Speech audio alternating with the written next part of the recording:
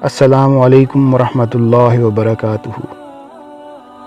میں نے پتہ نہیں کون سا گناہ کیا تھا جس کی سزا تمہاری صورت میں مجھے ملی ہے۔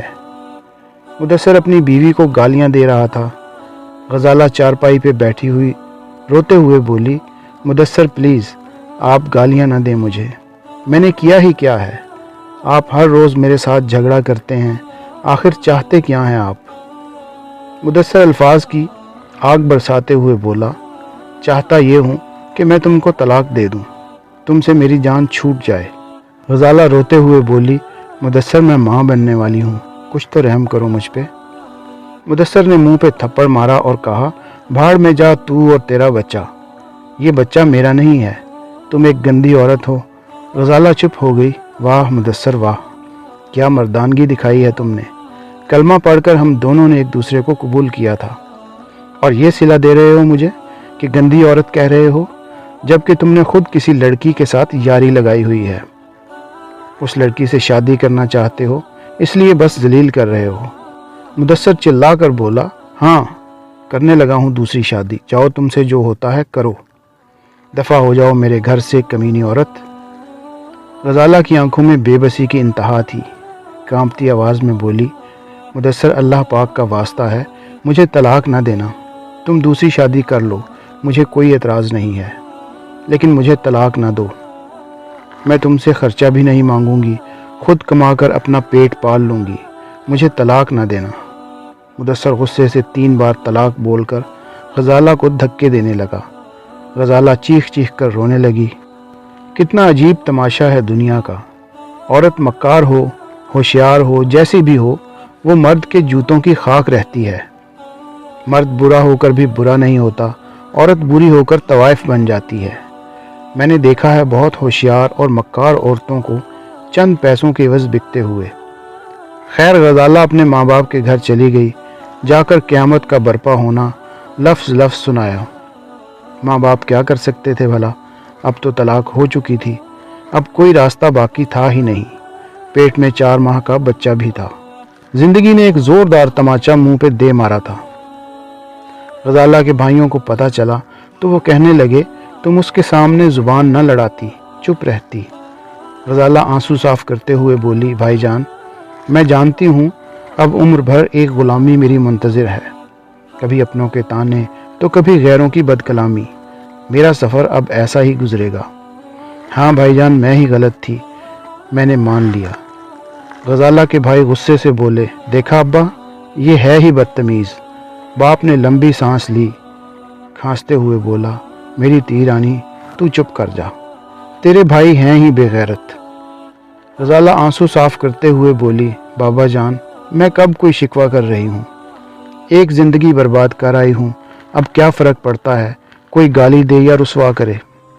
ماں نے سر پہ ہاتھ پھیرا، میری بچی اللہ سب بہتر کرے گا، بس صبر سے کام لو، جاؤ وضو کرو، نماز مغرب کا وقت ہو گیا ہے، نماز ادا کرو، اللہ پاک سے مدد مانگو۔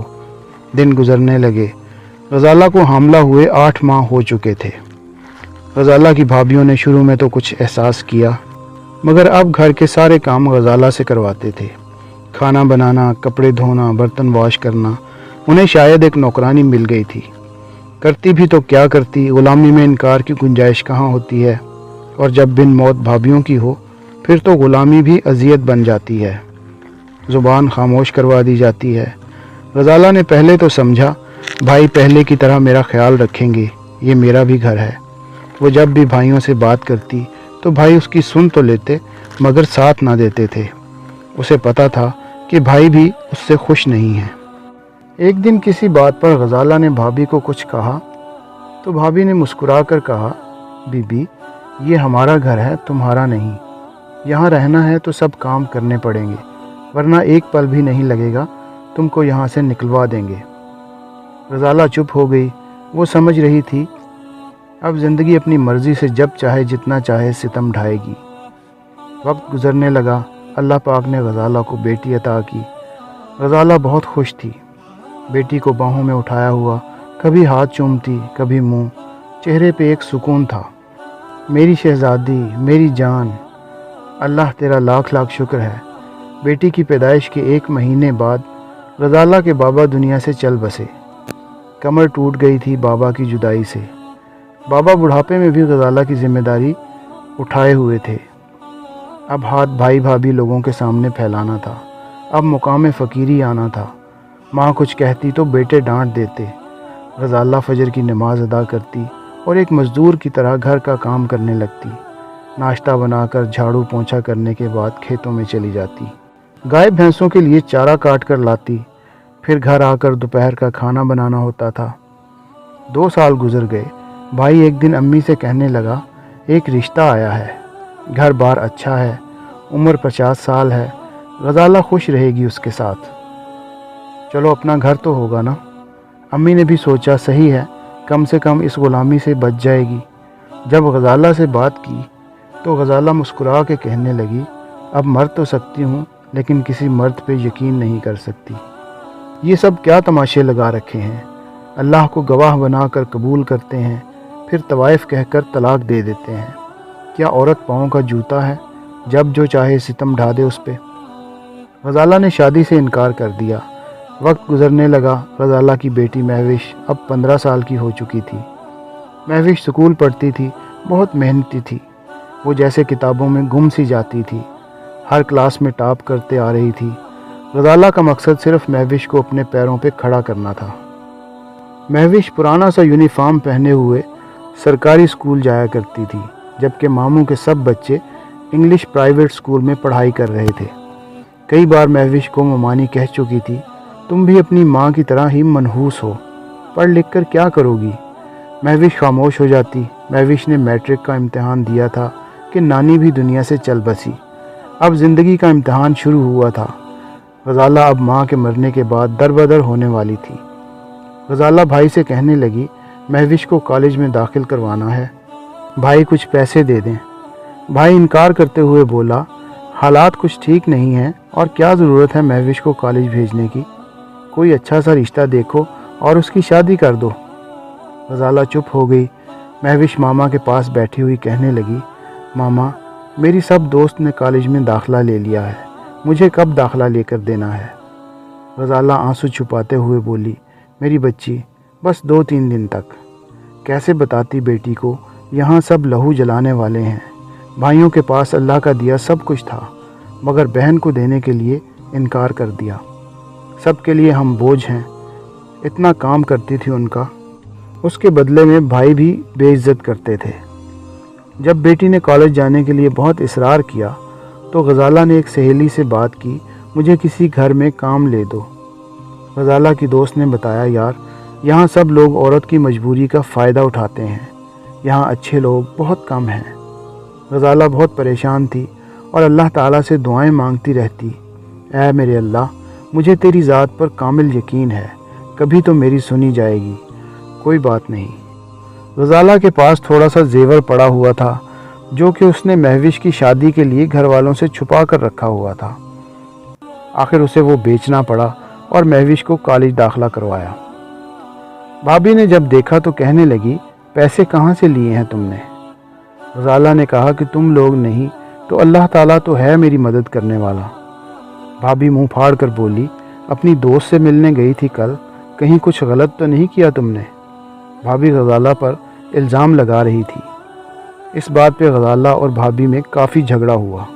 رات کو جب بھائی آیا تو بھابھی نے روتے ہوئے کہا کہ آج پورا گاؤں اکٹھا ہو گیا تھا، تیری بہن نے جو تماشا کیا ہے، یہ پتہ نہیں چوری چوری کس سے ملنے جاتی ہے۔ بھائی کی غیرت جاگ اٹھی، غزالہ کی ایک نہ سنی اور اس کے منہ پر تھپڑ مار دیا۔ غزالہ رو رو کر اپنی صفائی دیتی رہی مگر بھائی نے ایک نہ سنی۔ بیگم کے کہنے پر اس نے غزالہ کو دھکا دیا اور کہا، دفع ہو جا میرے گھر سے، سچ کہتا تھا تیرا شوہر۔ غزالہ جیسے آج مکمل ٹوٹ گئی تھی۔ مہوش کا ہاتھ تھاما اور رات کے وقت گھر سے چلی گئی۔ کہاں جاتی کہاں رہتی؟ اس رات محلے والوں نے ترس کھا کر ایک رات اسے اپنے پاس رکھ لیا۔ ساری رات روتے گزری تھی۔ دوسرے دن محلے کا ایک شخص کہنے لگا، یہ پاس ہی ایک گاؤں ہے، میں وہاں کسی کے گھر چوکیداری کرتا ہوں، وہ سب امریکہ ہوتے ہیں۔ وہ کہہ رہے تھے کوئی صفائی کرنے والی نوکرانی چاہیے جو ہمارے گھر کی روز صفائی کیا کرے۔ میں ان سے بات کروں گا، ویسے بھی تو اتنا بڑا گھر خالی پڑا ہے۔ चलो तुम लोग रह लेना वहाँ। उस शख्स ने घर के मालकान से बात की।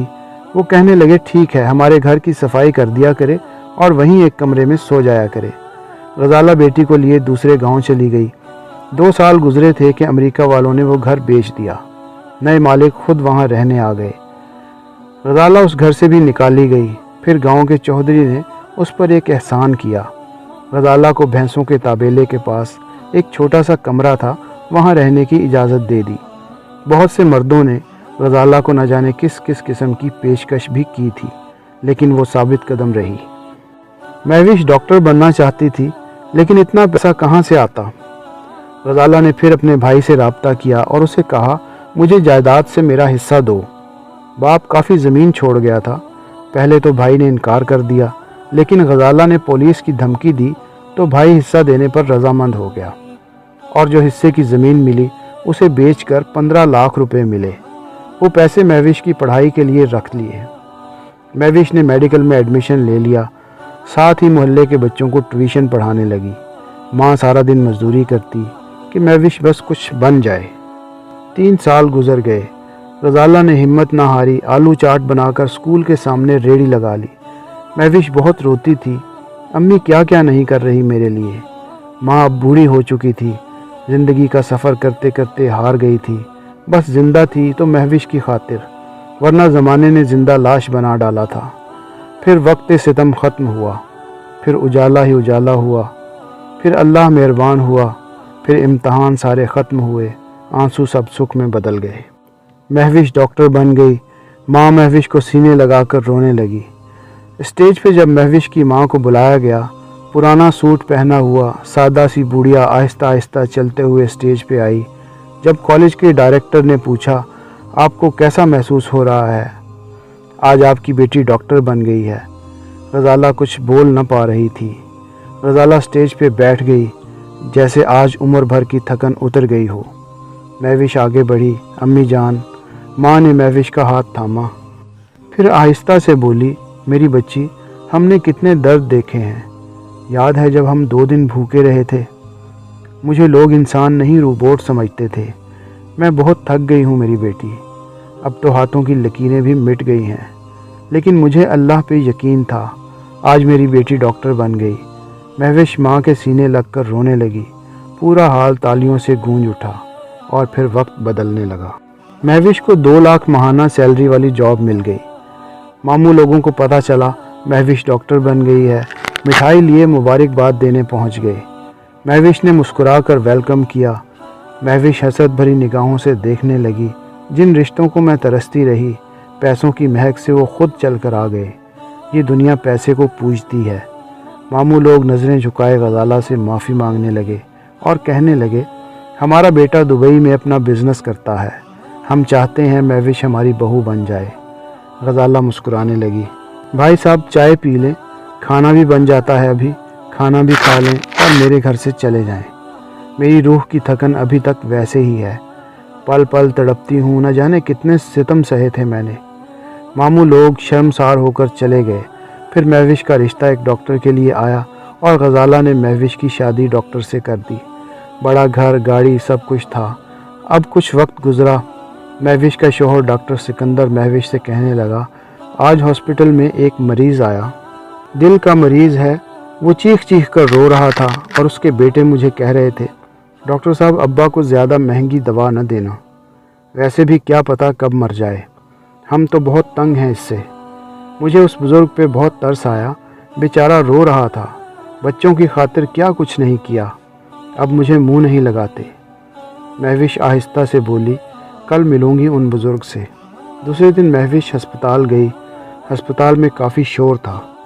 मालूम करने पर पता चला कि वो बुज़ुर्ग आज सुबह मर गया और बेटे मैयत को लावारिस कहकर छोड़ गए। जब चेहरे से कपड़ा हटाया तो महविश तड़प उठी। महविश ने अपने बाप को तस्वीर में देखा हुआ था। ये महविश का बाप था। महविश लावारिस बाप की वारिस बनी, कफन दफन किया। जब गजाला को बताया तो वो रोते हुए बोली, मैंने मुदस्सर तुम्हें मुआफ़ किया। हर दुख, हर आंसू, हर सितम। कब्र पे मट्टी डाली, कार में बैठी और घर चली गई। आज गजाला बहुत खुश थी। بیٹی، داماد اور غزالہ عمرہ کے لیے جا رہے تھے۔ کبھی ہمت نہ ہاریں، اندھیرا جتنا بھی ہو اجالا ضرور ہوگا۔ آپ اللہ تعالیٰ پہ یقین رکھ کر محنت کرتے رہیں، اللہ پاک صلہ ضرور دے گا۔ ہر مشکل کے بعد آسانی ہے۔ دوستو، اس طرح کی مزید اچھی ویڈیوز دیکھنے کے لیے ہمارے چینل کو سبسکرائب کریں۔ ہماری ویڈیوز کو اپنے دوستوں اور اپنے پیاروں کے ساتھ شیئر کرنا ہرگز نہیں بھولیے گا۔ اپنا اور اپنے پیاروں کا بہت خیال رکھیے گا اور ہمارے چینل کا بھی۔ اللہ نگہبان۔